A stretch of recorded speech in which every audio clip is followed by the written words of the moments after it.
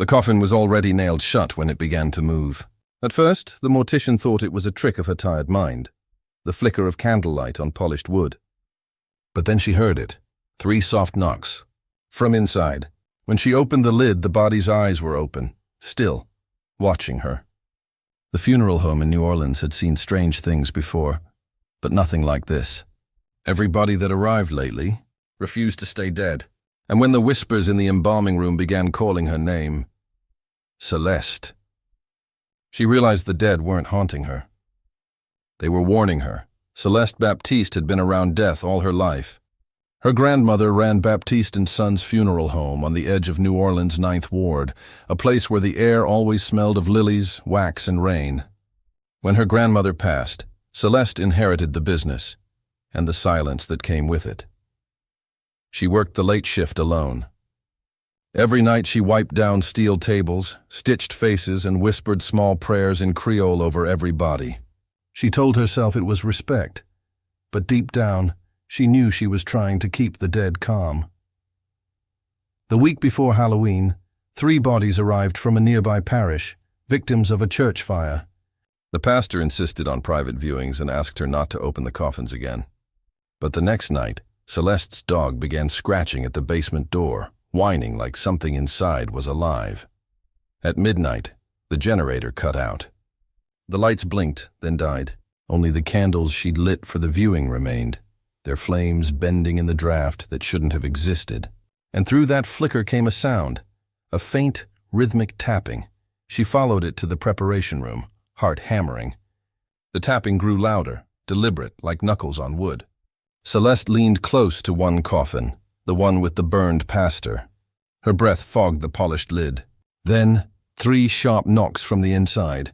She stumbled back, knocking over her tools. The air grew thick with the smell of smoke, and a whisper curled around her ear. "You promised you'd bury me, right?" Celeste froze. No one else was in the room. When the lights flickered back, the coffin lid had shifted an inch. Her trembling hands reached for the latch, but stopped when she noticed something carved into the wood. He lied. The same message appeared later that night on her bathroom mirror, written in condensation though no one had showered. Celeste tried to dismiss it, but she couldn't ignore the growing hum from beneath the floorboards, like a choir humming through the earth. By dawn, she wasn't sure what scared her more, the spirits trying to rise, or the truth they might tell her about her own family's part in burying them. For the next few nights, the knocking didn't stop. Sometimes soft, sometimes furious, but always at the same hour, 3:03 a.m. Celeste tried to record it on her phone, but playback only produced static, and faintly beneath the static, voices humming an old Creole funeral hymn her grandmother used to sing. The hymn wasn't just any song. It was one her grandmother called The Crossing, sung only when the dead were unwilling to go. Celeste's grandmother used to whisper, "When you sing, you guide them. But when you stop, they wander." The hidden room. The next evening, while searching for the power cables in the basement, Celeste discovered a locked iron door she had never seen before, sealed behind layers of dust and wallpaper. Her grandmother's old ring of keys had one rusted piece that fit. When the door creaked open, a blast of cold air hit her, air that smelled of ash and formaldehyde. Inside was a small room, lined with dozens of unmarked urns and newspaper clippings, all about fire victims. Each urn had a hand-carved name scratched faintly on the side, and one name made her blood run cold. Celeste Baptiste, her great-grandmother. But Evangeline had supposedly been buried in a graveyard uptown. A journal lay on the floor beside the urns. Its pages were brittle, the handwriting elegant and frantic. The entries told of a terrible choice, a deal between the Baptiste women and a local priest long ago, promising peaceful funerals in exchange for binding restless spirits beneath the funeral home. They didn't banish the dead. They trapped them, the pastor's truth. When Celeste reopened the burned pastor's coffin, she found scorch marks on the inside of the lid, and a rosary melted into the man's palm. His mouth was open, blackened, but inside was a small metal charm shaped like a cross, carved with the name Evangeline. That night, as thunder rolled outside, the voice returned. This time, clearly speaking through the intercom system. "You buried the truth with me." Celeste ran to the embalming room. All three bodies, the ones from the church fire, were standing upright on the tables, eyes wide open, smoke still rising faintly from their burned skin. Behind them, a shadow moved, a woman in a long mourning veil humming the crossing. "Grand-mère?" Celeste whispered. The spirit didn't answer, only lifted a trembling hand toward the urn room below. Ancestral reckoning. Celeste followed, shaking as the humming grew louder, voices blending layer upon layer until the basement vibrated with sound.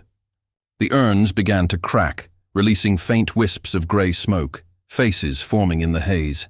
Each voice cried out the same word: remember. Her grandmother's spirit finally spoke through the static.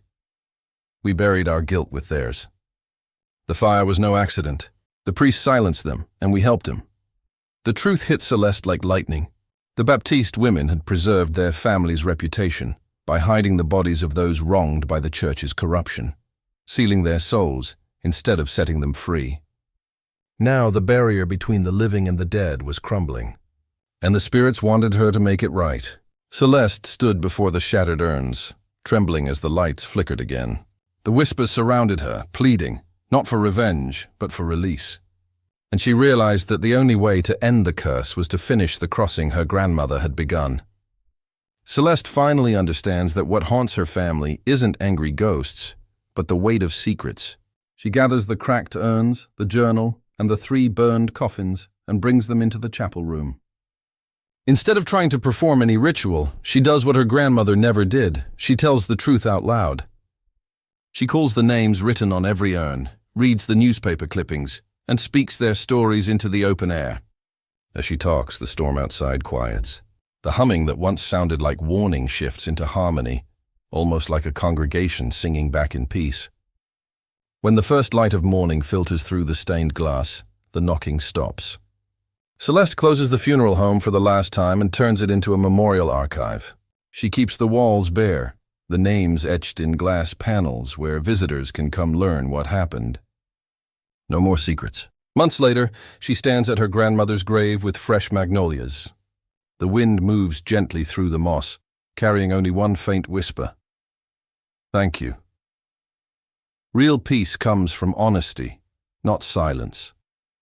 When the past is faced with truth instead of fear, even the dead can rest, and the living can begin again.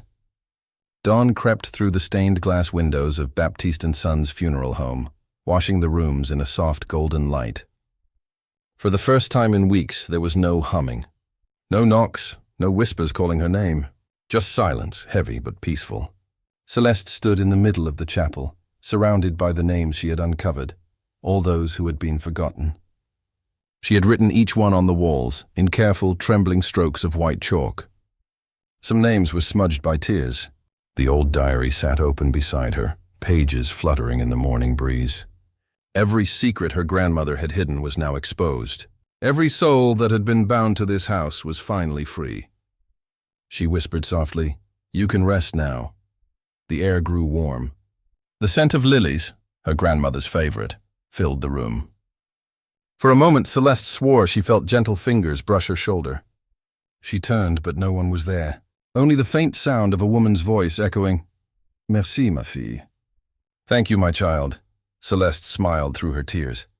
She walked to the door, switched off the flickering light for the last time, and stepped outside. The rising sun painted the sky orange and gold, the color of rebirth.